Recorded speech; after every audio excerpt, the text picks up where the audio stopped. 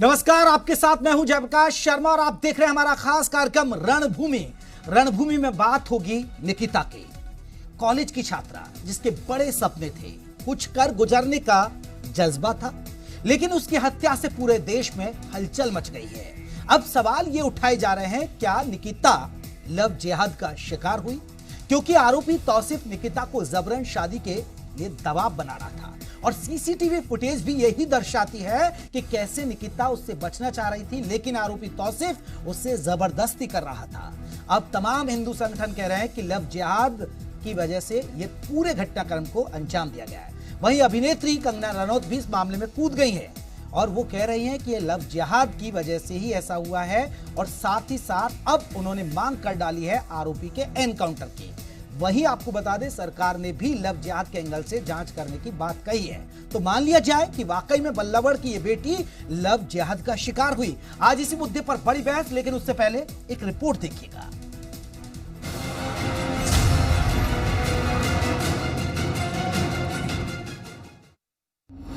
Love जिहाद ने ली निकिता की जान, अब करेगी मामले की एसआईटी जांच। हत्यारे का एनकाउंटर करने की उठी मांग। निकिता की हत्या में अब नया मोड़ आ गया है, क्योंकि जिस तरह परिजनों ने आरोप लगाया है उससे साफ है कि उसकी हत्या लव जिहाद के चक्कर में की गई। मुस्लिम बनने के लिए दबाव दे रहा था लड़की पे बार बार, मुसलमान बन जा हम शादी कर देंगे, मुसलमान बन जा हम शादी कर लेंगे। वहीं इस मामले के बाद हिंदू संगठन भी सक्रिय हो गए हैं और वो भी इसे लव जिहाद मान रहे हैं और इसके लिए सख्त कदम उठाने होंगे। जिस एसआईटी के गठन की घोषणा की है, 18 का समझौता भी उसमें आना चाहिए। उस लड़की ने कौन सा एफिडेविट दिया था? 30 दिन के अंदर निर्णय हो। वहीं अभिनेत्री कंगना रनौत भी इस मामले में कूद पड़ी हैं।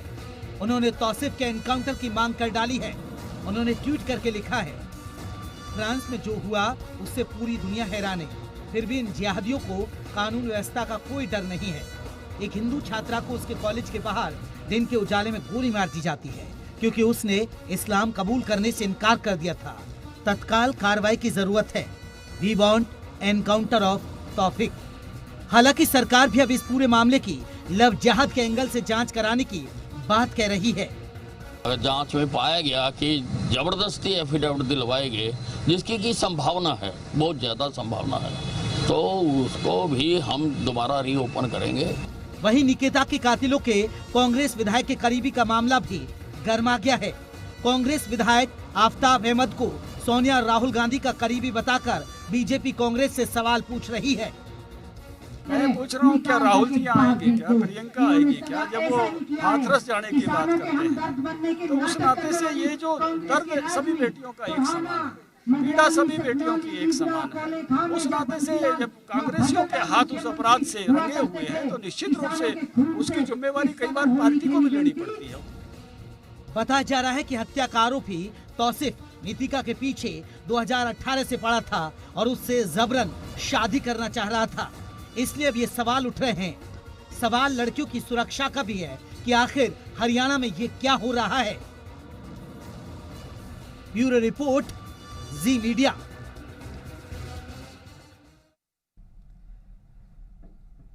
तो सवाल यही है कि वाकई में निकिता की हत्या जो हुई है वो लव जिहाद की वजह से हुई है, और सवाल ये भी है, क्या आरोपी का एनकाउंटर कर देना चाहिए, क्योंकि मांग उठने लगी है। साथ ही साथ हम बात करें, क्योंकि यहां पर परिवार कह रहा है कि जब ये मामला तस्वीरों में आ भी गया है तो क्यों ना हत्यारे को फौरन फांसी होनी चाहिए। इसी मसले पर चर्चा करेंगे। हमारे साथ तमाम मेहमानों का परिचय करा देते हैं। हमारे साथ आपको बता दें कि बीजेपी की तरफ से राजीव जेटली रहेंगे, जो प्रवक्ता हैं बीजेपी के। राजीव जी, आपका बहुत बहुत स्वागत है। हमारे साथ बजरंग दास गर्ग रहेंगे, जो कांग्रेस के प्रवक्ता हैं। बजरंग दास जी, आपका बहुत बहुत स्वागत है। हमारे साथ आपको बता दें कि विजय भारद्वाज रहेंगे, वीएचपी के नेता हैं। विजय भारद्वाज जी, आपका बहुत बहुत स्वागत है। निशा चोपड़ा रहेंगे हमारे साथ, सामाजिक कार्यकर्ता हैं, वो हमारे साथ फरीदाबाद से जुड़ी हैं। निशा जी, आपका बहुत बहुत स्वागत है। रीता कोहली रहेंगे हमारे साथ, वकील हैं, सामाजिक कार्यकर्ता भी हैं। रीता जी, आपका बहुत बहुत स्वागत है, चंडीगढ़ से हमारे साथ जुड़े हैं। तमाम मेहमानों का स्वागत है। लेकिन सबसे पहले मैं राजीव जेटली आपसे जानना चाहूंगा, सर, अब इसमें कनेक्शन आ रहा है कि यह मामला लव जिहाद का है। अगर हरियाणा में लव जिहाद हो रहा है तो सर फेलियर तो आपकी सरकार का है ना।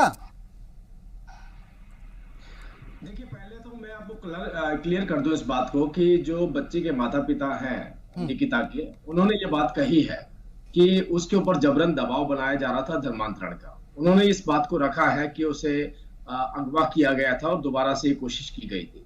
तो मैं अपनी तरफ से ये बात नहीं कह सकता कि क्या मामला है, क्योंकि ये माता पिता का इल्जाम है तो हम उनको झुठला नहीं सकते। हम ये नहीं कह सकते कि वो झूठ बोल रहे हैं। रही बात लव जिहाद, लव जिहाद एक बड़ी समस्या है। इस बात से तो कोई भी पीछे नहीं हट सकता। देखिए, एक राहुल राजपूत अगर रियासुद्दीन राजपूत ना बन जाए तो उसे प्रेम करने का अधिकार नहीं है। इसी तरीके से निकिता वो अगर अपना धर्म परिवर्तन ना करे तो उसे भी प्रेम करने का अधिकार नहीं है। जान जाने वाले जान किसकी गई है?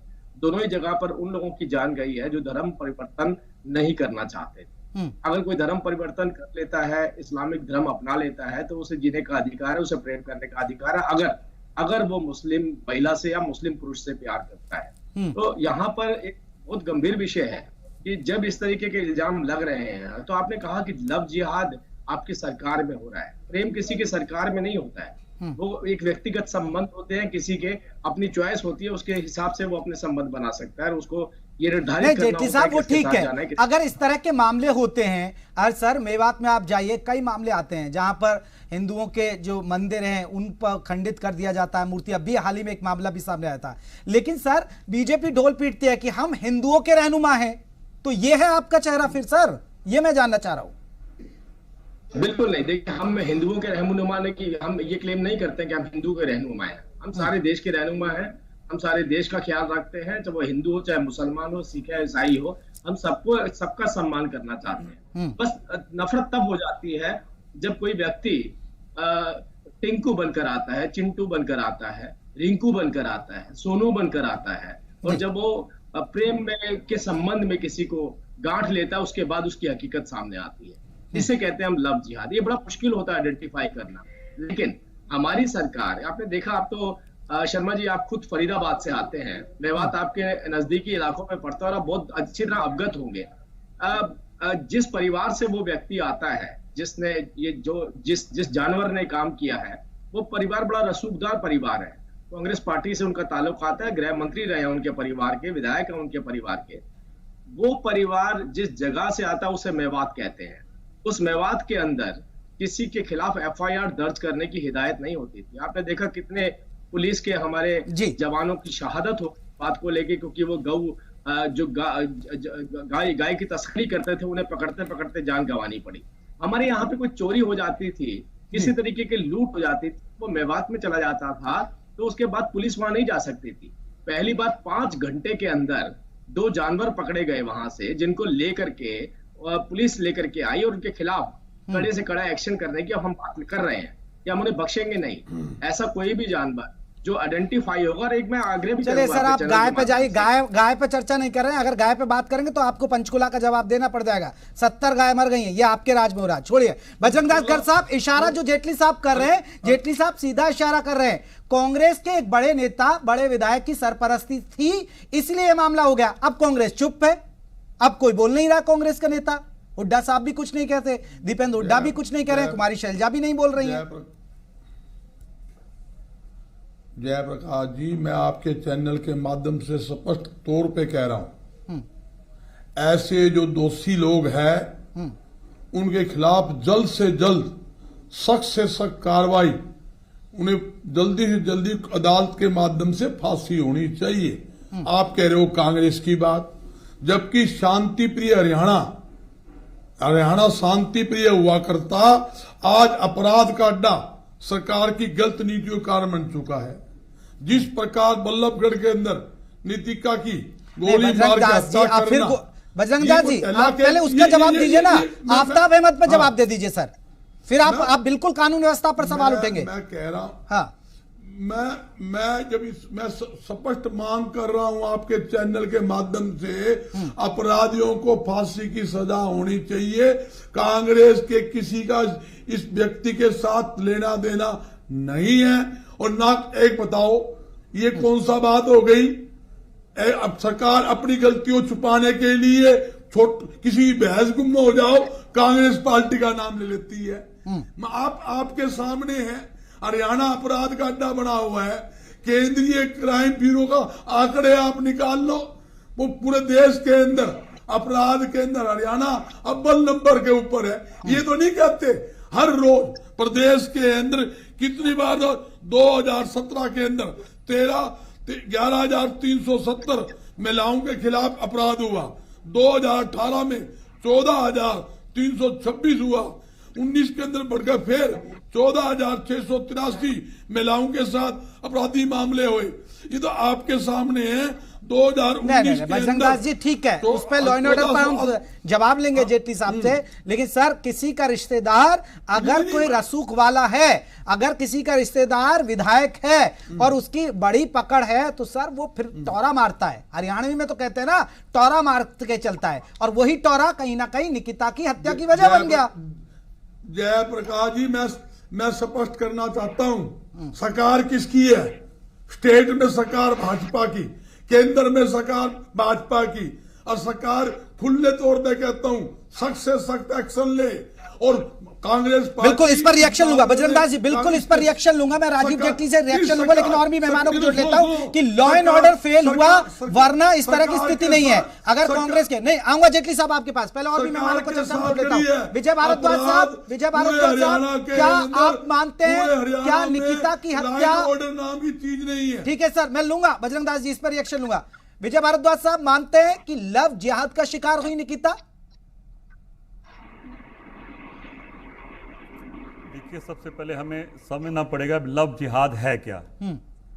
अभी ये समस्या सिर्फ पंजाब, हरियाणा या हिंदुस्तान की नहीं है, ये पूरे वर्ल्ड की समस्या बनी हुई है। इंग्लैंड, अमेरिका, कनाडा, वहां पे जाके देखिए सिख परिवारों की लड़कियों को किस तरीके से पाकिस्तानी मुसलमान कैसे उनका इसी लव जिहाद के अंदर फंसा के उनको धर्मांतरण कर रहे हैं और परिवार कैसे खराब कर रहे हैं। लव जिहाद है क्या? हमने डिमांड की है, देखिए मेरे पास जो जिम्मेवारी है वो अंतर्राष्ट्रीय हिंदू परिषद की है। मैं अंतर्राष्ट्रीय हिंदू परिषद का अध्यक्ष हूं। हमने 9 फरवरी को 2020 को हमने प्रधानमंत्री जी को एक पत्र लिखा। उसके अंदर हमने ये बताया भी जो ये लव जिहाद करने वाले ये पनपते कहां से हैं। ये मदरसे बने हुए हैं, इनके मदरसों के अंदर इनको कुरान पढ़ाई जाती है। कुरान के अंदर आयतें ऐसी लिखी हुई हैं जिसके अंदर इनको ये बताया जाता है कि काफिरों की लड़कियों को किस तरीके से आपने फंसाना है, कैसे उनका पहले उनका धर्म परिवर्तन करना है, कैसे उनको अपने निकाह करके अपने अंदर लेके आना है। अभी आप कुछ दिनों से देखो, कुछ दिनों से नहीं कई सालों से चलता आ रहा है किस तरीके से केरल के अंदर किसी जगह कोई स्टेट ऐसी नहीं है जहां पे मुसलमान लड़के अपना नाम बदल के हिंदुओं का नाम रख के पहले लड़कियों को फंसाते हैं, हिंदू लड़कियों को फंसाते हैं। जब लड़की को पता चलता है कि ये लड़का मुसलमान है, जब उससे बचना चाहती है, विजय जी वो आपकी बात ठीक है, आपने इधर उधर का उदाहरण दिया, लेकिन क्या इस मामले को लव जिहाद से जोड़ा जाए? 100% जब उसके माँ बाप कह रहे हैं, जिनकी बेटी है, जिनके साथ ये बात बीती है, जब वो अपने मुंह से कह रहे हैं जो लड़की या मर गई वो तो बोल नहीं सकती, जब उसके माँ बाप कह रहे हैं भी हमारे साथ क्या हो रहा है कि लव जिहाद का चक्कर है, तो हम कैसे दूसरा बंदा इस बात को डिनाई कर सकता है? उसके माँ बाप कह रहे हैं पहले ही दिन से, जब से उसकी लड़की की इस मुसलमान ने हत्या की है, लव जिहादी बंदे ने जो हत्या की है, मैं इसको लव जिहाद के साथ साथ इसको मैं हवस जिहाद कहूंगा। ये हवस जिहाद है इनका, कुरान के हिसाब से चला हुआ है। लेकिन सर एक छोटा सा जवाब दे दीजिए। नहीं विजय भारद्वाज जी, फिर मानते हैं ना ये सरकार का फेलियर है, ये बीजेपी का फेलियर हुआ ना सर, मौजूदा सरकार का फेलियर हुआ ना? फिर नहीं, अगर ऐसे कांड हो रहे हैं, लड़कियों को सरेआम उठाने की कोशिश हो रही है, लड़कियों को गोली मारी जाती है। देखिए मैं इसको, क्योंकि मुसलमानों के हौसले बुलंद हुए पड़े हैं, हम जो बात कर रहे हैं इनकी कुरान की गलती है। ये मदरसों के अंदर जो उनको कुरान पढ़ाई जाती है, जो कुरान के हिसाब से चलने वाले हैं, जो मुसलमान कुरान के हिसाब से नहीं चलता वो मुसलमान नहीं है। नहीं विजय जी, पूरी कौम को हम, मैं माफी चाहूंगा, पूरी कौम को तो हम दोषी नहीं मान सकते ना। अगर कोई इस तरह का सिरफिरा आता है फिर पूरी कौम को थोड़ा कह सकते हैं। ठीक है, मैं लौटूंगा एक बार सभी मेहमानों को जोड़ लेता हूँ। निशा चौपड़ा जी हमारे साथ सामाजिक कार्यकर्ता, मैं लौटूंगा। बजरंग जी लौटूंगा। निशा जी मेरा सवाल है, ये घटना हुई फरीदाबाद में, वाकई में दिल दहला देने वाली घटना हुई। आप मानती हैं कि ये चूक हुई, ये फेलियर है सरकार का, ये पुलिस का फेलियर है कि दिन दहाड़े एक लड़की को उठाने की कोशिश होती है और गोली मार दी जाती है? जी, ये टोटल फेलियर है, सरकार का भी टोटल फेलियर है, और पुलिस पेट्रोलिंग टीम और लड़कियों की पूरी चारों तरफ चल रही थी। किसी ने उसमें ध्यान ही नहीं दिया कि उसके साथ क्या हो रहा है। 2 लड़कियां आपस में उलझ रही हैं, किसी ने इतना भी नहीं देखा कि कोई लड़का खींच रहा है, गाड़ी में डाल रहा है उसको। ये जो भी वो हुआ, मैं इसे लव जिहाद से तो बिल्कुल नहीं जोड़ूंगी। मैं सिर्फ सुरक्षा के पॉइंट ऑफ व्यू से बात करूंगी, क्योंकि मैं खुद एक बेटियों के घर से हूँ और मेरे भी घर में बेटियां हैं और मैं एक सामाजिक कार्यकर्ता हूँ। मेरा एनजीओ लड़कियों के लिए ही चलता है, तो मैं तो सिर्फ लड़कियों की सुरक्षा की बात करूंगी, वो चाहे मुस्लिम लड़की की हो, चाहे हिंदू लड़की की हो। तमाम पॉलिटिकल पार्टीज इसे लव जिहाद से जोड़ रही हैं, पर मैं इसे लव जिहाद से नहीं जोड़ना चाहती हूँ। मैं चाहती हूँ कि यहाँ सिर्फ लड़की की सुरक्षा के बारे में बात की जाए, जितनी, चाहे वो हिंदू लड़की हो, चाहे मुस्लिम लड़की हो, सिख लड़की हो। मैं तो सिर्फ लड़कियों की सुरक्षा के बारे में मानेंगे, क्योंकि हमारा जो समाज है उसका ताना बाना भी अब थोड़ा सा शहर में आके अब खराब है। ये माहौल अगर गांव में होता तो शायद लड़की की जान बच जाती, लेकिन आपने देखा सीसीटीवी में लोग गुजर रहे हैं, कोई मदद के लिए नहीं आता है। बिल्कुल कोई मदद के लिए नहीं आ रहा है, बल्कि कई लोग तो मैंने देखा कि देख के भी अनजान बन के सीधे निकले जा रहे थे। ये और सबसे बड़ी बात कि पुलिस की पेट्रोलिंग टीम, जब एग्जाम चले हुए हैं बच्चों के और लड़कियां आई जाई जा रही हैं, तो आपको तो इस टाइम पुलिस की महिला कर्मचारियों को तैनात करना चाहिए था। और मेरे को तो ये हैरानी हो रही है कि इतने हरियाणा जो कि इतना फरीदाबाद जो एक मेट्रो सिटी, बिल्कुल मेट्रो सिटी, लगता है तकनीक खराब हो गया। रीता कोहली जी हमारे साथ जुड़ी हैं, लॉयर हैं। रीता जी, एक सवाल उठ रहा है कि हत्यारों को जल्द से जल्द फांसी दी जाए। क्या मैम आपको लगता है कि वाकई में जल्दी से जल्दी फास्ट ट्रैक कोर्ट में इस मामले को लेकर जाया जाए और फौरन हत्यारों को फांसी की सजा दी जाए?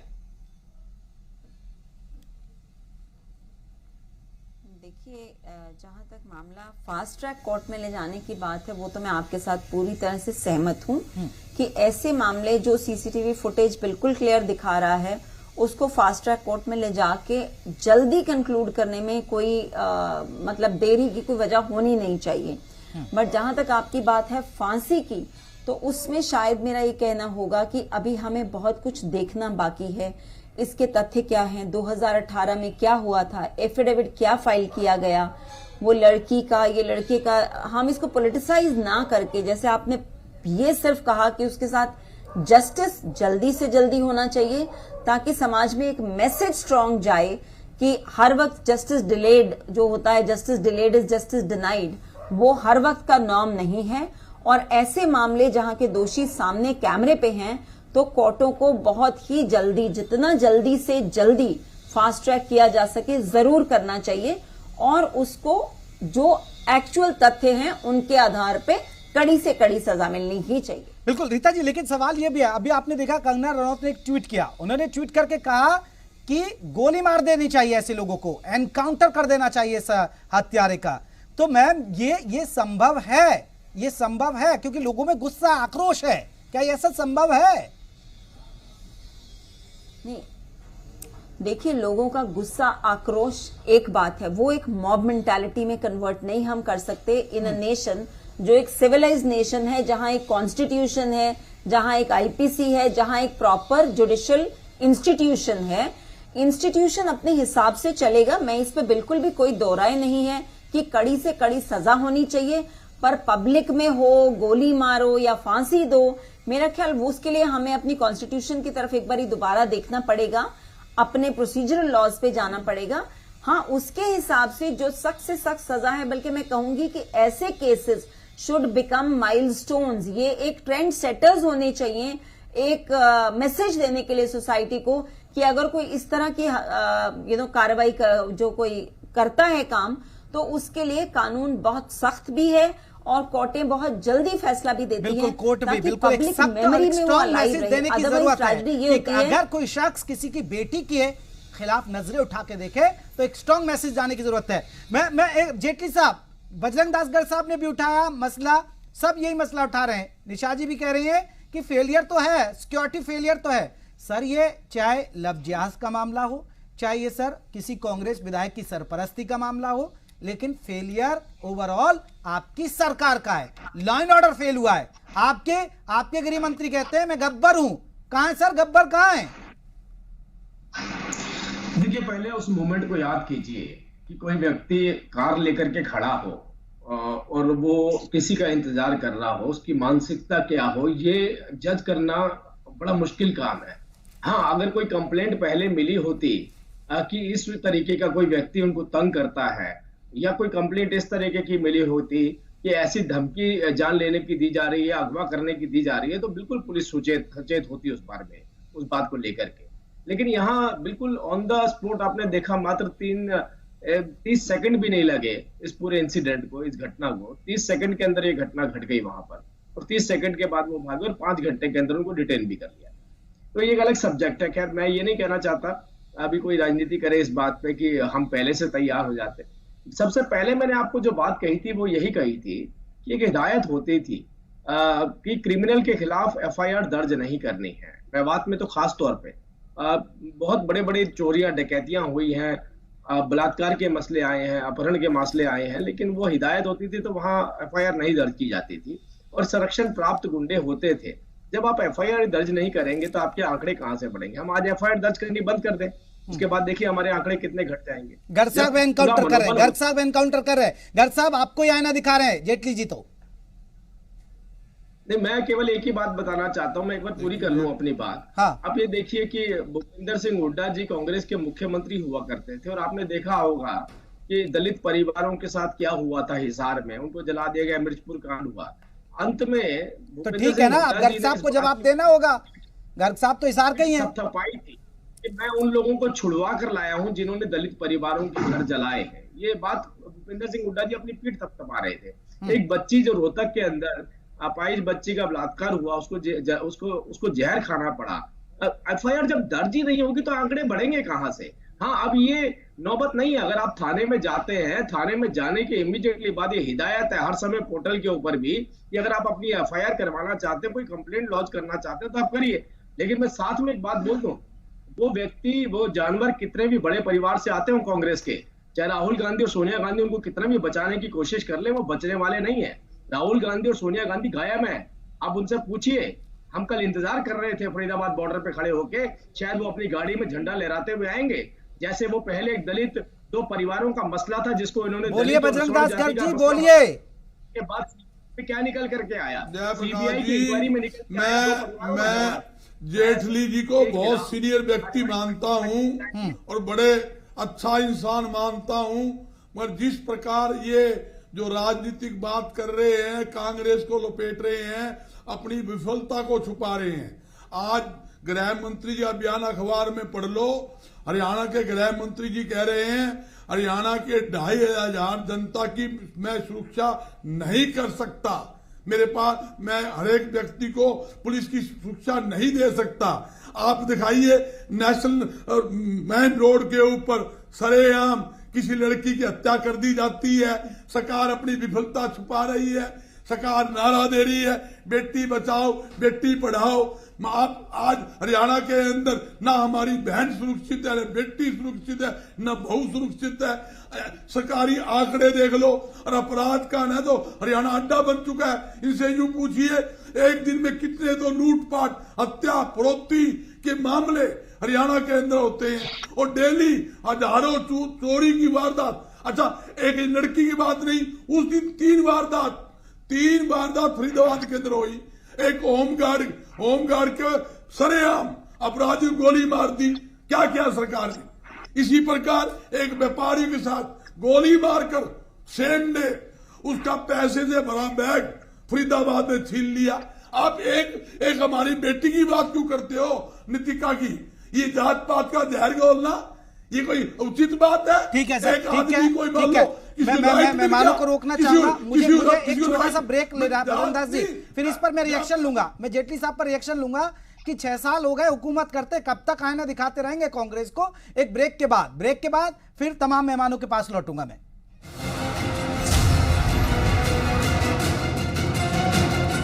ब्रेक के बाद हम लौटा है और लगातार हम दर्शकों से चर्चा कर रहे हैं और हमारी बात हो रही है कि आखिरकार ये नौबत कैसे आ गई, ऐसी स्थिति क्यों बनी। हालांकि कुछ मेहमान हमसे कह रहे हैं कि ये जो स्थिति बन रही है ये स्थिति है लव जिहाद की वजह से। हमारे साथ आपको बता दें बजरंग दास गर्ग जुड़े हुए हैं, रीता कोहली जी भी जुड़ी हुई हैं और साथ ही साथ आपको बता दें विवेक भारद्वाज भी जुड़े हुए हैं। पहले विवेक भारद्वाज जी, आपने जिक्र किया कि ये लव जिहाद है। विजय भारद्वाज जी, माफ चाहेंगे, विजय भारद्वाज जी, आपने कहा कि लव जिहाद से जुड़ा मामला है, इसलिए ये स्थिति बन रही है। लेकिन सर, इसका समाधान है क्या? इसका समाधान तो सरकारों के पास है ना, कि अगर इस तरह की मूवमेंट होती है, इस तरह की कोई गतिविधि होती है तो उस पर नजर रखी जाए, या फिर लोगों को जागरूक करने की जरूरत होती है सर?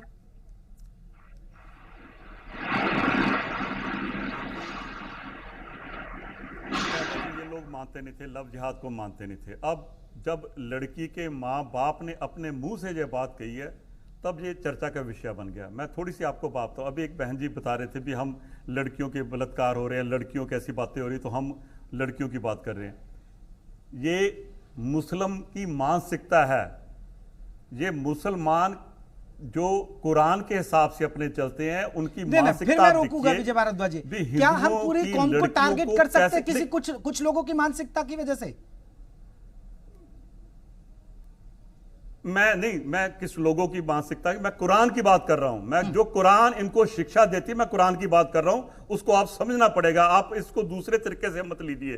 कुरान के अंदर लिखा हुआ है किस तरीके से काफिरों के साथ कैसे जुल्म करने हैं, उनकी लड़कियों को कैसे उठाना है। जब कुरान अगर होता ना, आज मेरे को पता होता, मैं कुरान साथ में लेके आता। मैं कुरान पढ़ता हूं, मैंने कुरान पढ़ी है, उसके अंदर की बातें बता रहा हूं। अभी आप बहन जी कह रहे थे भी सिर्फ लड़कियों के ऊपर बात, लव जिहाद वाली जो बात हो रही है। अभी आपने देखा दिल्ली के अंदर राहुल नाम के लड़के को, वो एक मुस्लिम लड़की का दोस्त था, सिर्फ उनको यह बर्दाश्त नहीं हुआ भी हिंदू इसका दोस्त कैसे बन गया। उसके भाइयों ने किस तरीके से उसका कत्ल कर दिया, एक छोटे से लड़के का कत्ल कर दिया। ये मानसिकता, ये इनकी कौम, इनकी जो कुरान इनको जो समझाती है, जो कुरान इनको कहती है भी काफिरों के साथ कोई संबंध नहीं बनाना, कुरान काफिरों को कैसे मारना, चाहे लड़का है चाहे लड़की, अगर वो इस्लाम कबूल नहीं करते। ये मामला अभी आप, ये भाई साहब अभी कांग्रेस की बात कर रहे थे, मैं कोई कांग्रेस का वैरी नहीं हूं। अभी आपने देखा पंजाब के अंदर किस तरीके से एक हिंदू दलित बेटी को किस तरीके से वहां पे कांग्रेस सरकार के होते हुए वहां पे छोटी सी बच्ची को पहले उसका बलात्कार किया और उसके बाद उसको जला दिया। अभी कुछ दिन पहले अमृतसर के अंदर किस तरीके से वहां पे कांग्रेस सरकार के अंदर क्या क्या हो कह रहा है, ये क्या मानसिकता इनकी, कैसे वहां पे भगवान राम का पुतला जलाया गया और अभी तक उनको उस तरीके की सजा की बात नहीं हो रही जिस तरीके से मोदी साहब का जलाया किया। दशहरे की दंगा मोदी और मुख्यमंत्री मोदी वाला आपने जलाया होगा, मोदी वाला आपने जलाया होगा। मैं बात कर रहा हूँ भगवान राम की बात कर रहा हूँ, किस तरीके से रामलीला पठानकोट के अंदर रामलीला की धज्जियां उड़ाते हो, जात पात की बात करते हो। आज मुद्दा कोई और है, आपने आपको मालूम नहीं है, आपको मालूम नहीं है किस तरीके से क्या हो रहा है पंजाब के अंदर, क्या हो रहा है, हिंदुओं की क्या दुर्दशा कर रही है पंजाब के अंदर, आपको मालूम नहीं है। पंजाब के अंदर कर रहे हो, आपके दिमाग पे पर्दा छाया हुआ है, गुलामी का पर्दा छाया हुआ आपके दिमाग पे। पर्दा नहीं छाया हुआ, आप पता नहीं चलता वहां पे पंजाब के अंदर क्या हो रहा है, कांग्रेस सरकार क्या कर रही है, मामला है कैसे काम करवा रही है, कत्ल का आप बात मामला कर रहे हो, कहीं और करेगी। भगवान राम का एफआईआर दर्ज की हुई है, हमारे हिंदुओं ने एफआईआर दर्ज कराई है अमृतसर के अंदर, वहां पे भगवान राम का पुतला जला दिया वहां पे, अपने बंदे आपने बंदे खड़े किए हुए हैं वहां पे। मुद्दा है निकिता की हत्या कैसे हुई, प्रकाश जी का आप कैसे आदमी को ऐसी बात मान नहीं रहे, उसको भी मान नहीं रहे। वहां पे आप हाथरस में आप वहां पे पहुंचे, निकता के पास क्यों नहीं कुरान को ले आते आप, क्यों नहीं गया वहां पे? भगवान रामचंद्र की लाते हाथरस में चले गए आप, अपनी ये नहीं डिवीजन पैदा करने चले गए। बकवास कर रहे जब यहाँ पे मामला मुसलमान का मामला, उस मुसलमान के मामले में आप चुप बैठे हो। बात वो जो मुद्दे की बात है, राहुल गांधी क्यों चुप बैठा हुआ है? चल रही है, क्यों चुप उसकी बैठी बात हुई है? कीजिए। क्यों आप नहीं पहुंचे वहां बेमतलब पे? की कुरान के अंदर घुसा देते हो। बस ले वो भी बात कर रहे हैं कि आप बात करें, आप दोष ठहरा रहे थे, बीजेपी का दोष ठहरा रहे थे। बीजेपी का क्या दोष है वहां पे? जो दोषी है वहां पे कांग्रेसी देखिए आप, बिहार में मोदी साहब मुसलमान वो कांग्रेसी है, मुसलमान कांग्रेसी है। आपने उनके दिमाग के अंदर भर के रखा हुआ है, हिंदुओं के अंदर कैसे जुल्म करने हैं। आप संरक्षण देते हो मुसलमानों को। ऐसे आदमी को आपका लेना देना है, फांसी पे चढ़ाओ, आपका लेना देना ऐसे है। आदमी सख्त कार्रवाई करो। आपके विधायक हैं, आपके सरकार मंत्री के हैं। टोटकू बने बैठे सरकार की, कोई हमारा विधायक नहीं और ना हमारा कोई विधायक ऐसा काम कर सकता। ये सब सरकार की साजिश है। ठीक है, ठीक है बजरंग दास जी, ठीक है, रुकिए विजय भारद्वाज जी, रुकिए विजय भारद्वाज जी, रुकिए बजरंग दास जी, मैं पूछ लेता हूँ बजरंग दास जी। मेरी बात एक मिनट, मेरी बात सुनो जी, बोले। एक मिनट मेरी बात सुनिए। आप आज बहस किस बात की है, किस मुद्दे में बहस हो रही है? ये हिंदू मुसलमान की लड़ाई करवाने के लिए बहस हो रही है क्या? कुरान की लड़ाई हो रही है क्या? आज मुद्दा इस बात का है जो आपने का जो मामला है, तोमर का मामला है, हिंदू लड़की ये ने बात धर्म करते कबूल नहीं किया, इस्लाम कबूल नहीं किया, इसलिए मार दिया। जहां हिंदू मुसलमान की है यहाँ पे। सरकार की बात करते हो, आज हमारे हरियाणा में ना बहन सुरक्षित है। नहीं सर, वो तो बजरंग दास जी आप पंजाब में भी तो देख लिए ना, उधर तो कांग्रेस की भी सरकार है ना सर। सुरक्षित है पंजाब में, सुरक्षित है जहाँ पे कांग्रेस की सरकार है, सुरक्षित है। छोटी सी बच्ची को मार दिया। ठीक है, रुकिए सर, बजरंग दास जी आपके सवालों का जवाब तो ले ले जेटली साहब से। नहीं जेटली साहब से जवाब तो ले ले। अरे विजय जी रुकिए, विजय जी रुकिए। आप पंजाब का आंकड़ा निकालो, हरियाणा के आंकड़े निकाल लो। हरियाणा से सर आंकड़े छोड़िए ना, जो मौजूदा हालात है उस पर बात करें तो बेहतर होगा। सर छोड़िए नहीं बजरंग दास गर्जी रुकिए, मैं जेटली साहब से जवाब तो ले लूं। जेटली साहब अरे रुक जाइए सर, फिर डिबेट नहीं हो पाएगी। बजरंग दास जी रुकिए, विजय भारद्वाज जी रुकिए। जेटली साहब कांग्रेस को आप कब तक आईना दिखाते रहेंगे? आप वो आंकड़े आपको दिखाते तो आप आंकड़े उनका दिखा देते हैं, लेकिन सर 6 साल से वो बाहर हैं, अब तो जिम्मेदारी आपकी है ना। नहीं बांडा जी, मैंने शर्मा जी कब इस बात को कहा कि हम कांग्रेस को किसी बात का ब्लेम देते हैं? तो ये कह रहे हैं कि हमने तो कार्रवाई करनी है, हम तो उन जानवरों का क्या इलाज करना है हम जानते हैं। वो किसी भी परिवार से आते हो, मैं तो इस बात को कहा किसी भी परिवार से क्यों ना आते हो, बात केवल इतनी हो रही है कि आप अपनी संवेदनाएं जताने की जब कोशिश करते हैं तो दिल्ली से फरीदाबाद बहुत दूर नहीं है, आपके पैर रुक क्यों जाते हैं? आपके सामने मैंने थोड़ी देर पहले भी बताया कि 2 परिवारों के झगड़े को दलित झगड़ा बताकर राहुल गांधी जी पहुंचे थे ना, आपको याद होगा अटाली में।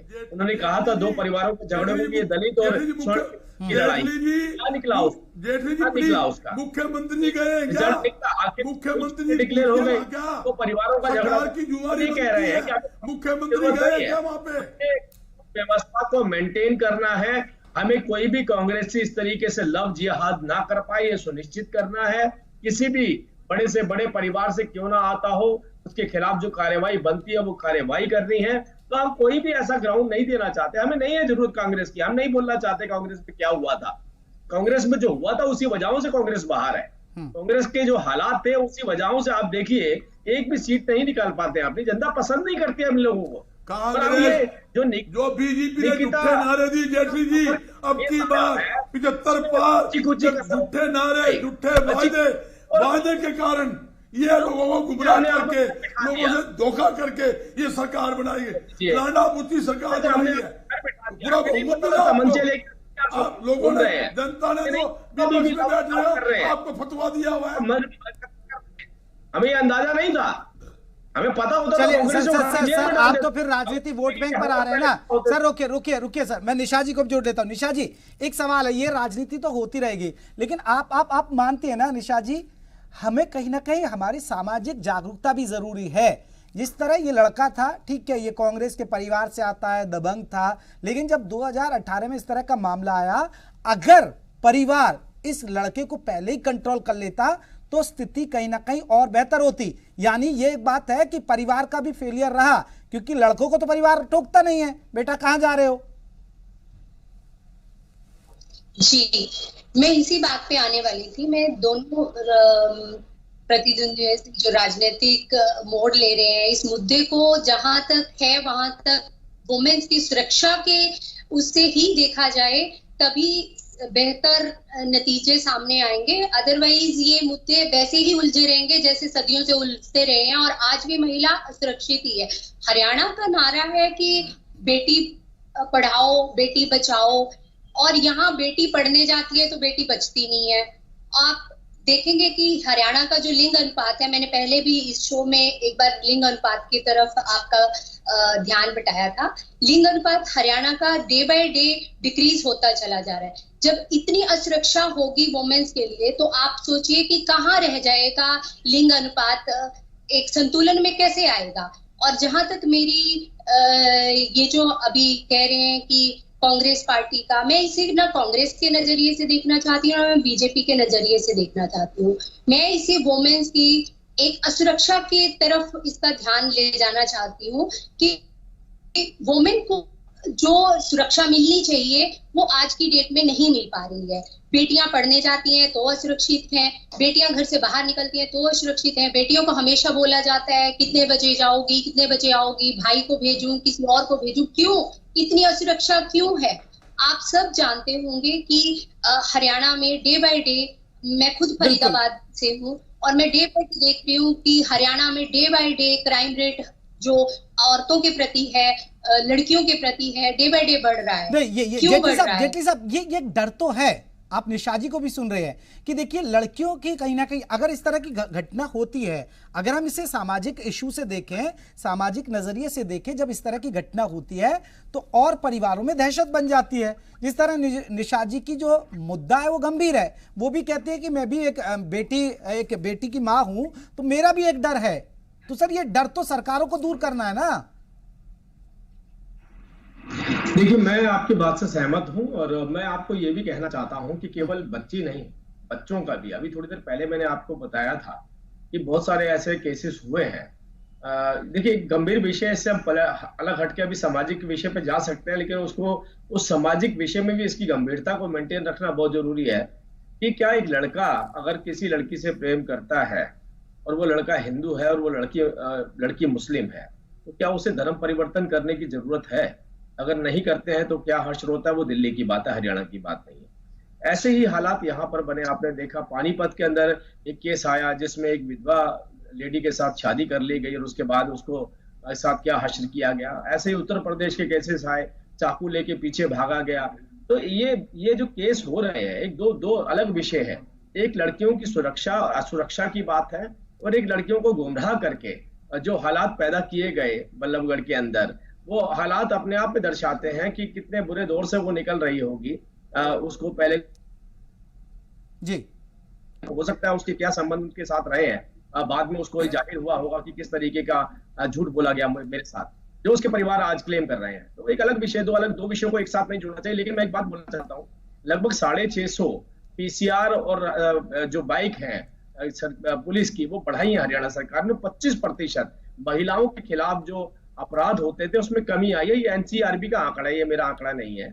NCRB ने इस बात को दर्शाया है कि कहां पर कितने केसेस में कमी आई है। जागरूकता आई है। अब गुंडों की सरकार नहीं है, अब शरीफ लोगों की सरकार है और जानती है शरीफ लोग कैसे जी सकते हैं इस सरकार के। जेपी साहब, मैं आखिरी पड़ाव के तरफ बढ़ रहा हूँ। सर बजरंग जी, सुन लिया आपने, ये गुंडों की सरकार नहीं है, शरीफों की सरकार है। मैं सुन लिया जी।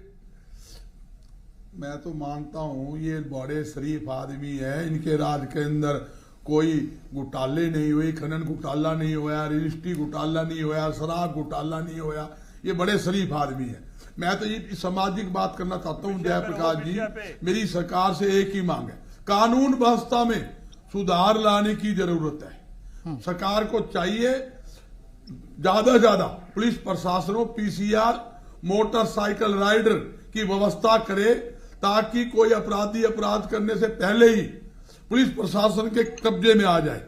जिस एरिया के अंदर कोई भी अपराधी वारदात करता है, सरकार को पुलिस प्रशासन की भी जिम्मेवारी फिक्स करने की जरूरत है। किसी एरिया के अंदर वारदात होती है, उस थाने का चौकी जो इंचार्ज है उसकी जिम्मेवारी सरकार को फिक्स करनी चाहिए।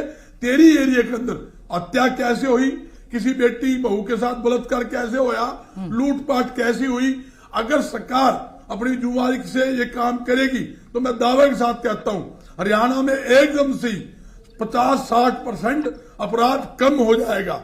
ये जरूरी है क्योंकि आज अपराधियों के हौसले बड़े बुलंद नहीं तो बजरंग दास जी ये मान लेना कांग्रेस के राज में भी यही स्थिति रही। आपने जो सुझाव दे रहे हैं वो कांग्रेस मान लेती तो और बेहतर होती। अब बीजेपी की स्थिति भी यही है, बीजेपी आपके सुझाव मानेगी नहीं। जयप्रकाश जी मैंने आपको आंकड़े दिए, आंकड़े के हिसाब से मैंने मतलब साल वाइज आंकड़े दिए हैं और आप देख लो जो केंद्रीय क्राइम ब्यूरो हमारा नहीं सरकार का है, सरकार के केंद्रीय क्राइम ब्यूरो का आंकड़े देख लो, अपराध के अंदर देश में नंबर 2 पे है, बेरोजगारी के अंदर नंबर 2 पे है।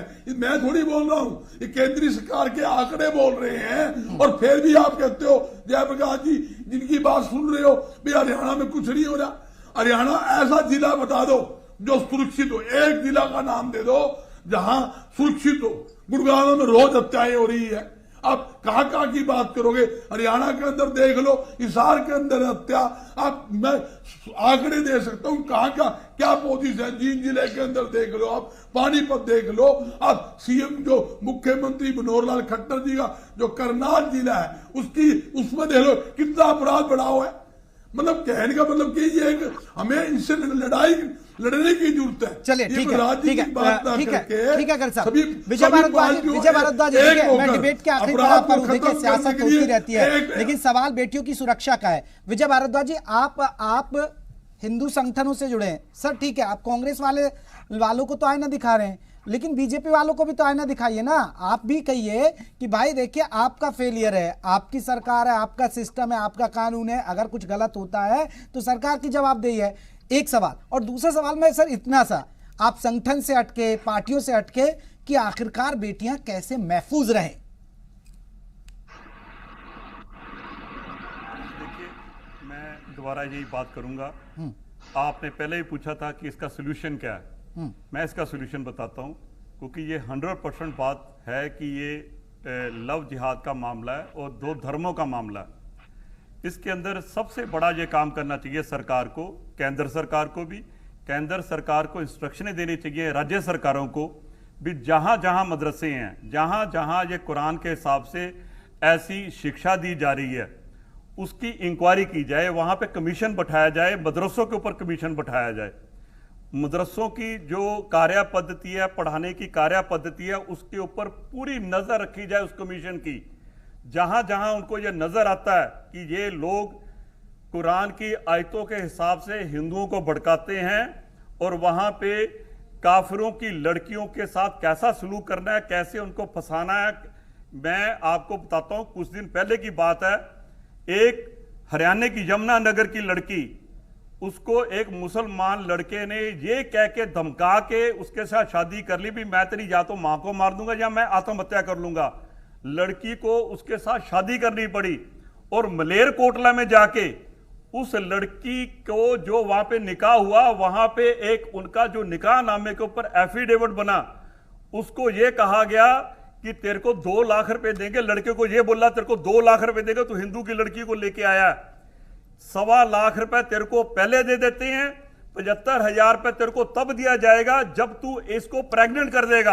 अरे सर आपकी सुई तो पता नहीं सर, मदरसों यहाँ तक नहीं सर, आप समाधान नहीं बता रहे हैं, आप तो कुछ और भड़काने वाली बातें कर रहे हैं। मैं माफी चाहूंगा। नहीं विजय भारद्वाज समाधान बता रहा हूँ, दंगे करवाने की बात कर रहे हैं, ये इस तरह की बात आप तो भड़काने की बात कर रहे हैं विजय भारद्वाज जी। आप तो ऐसे अगर आपकी सोच होगी कट्टरवादी तो सर फिर सामाजिक मसले को, इस मसला है इसको कैसे सुलझा पाएंगे। मैं माफी के साथ इस चर्चा को यहीं खत्म कर रहा हूं। बहुत बहुत शुक्रिया बजरंग जी आपका भी, निशा जी आपका भी, विजय भारद्वाज जी आपका भी और जेटली साहब आपका बहुत बहुत शुक्रिया। लेकिन समस्या बड़ी है कि बेटियों की सुरक्षा होगी कैसे। रणभूमि में आज के लिए बस इतना ही, कल फिर हाजिर होंगे एक नए मुद्दे के साथ। नमस्कार।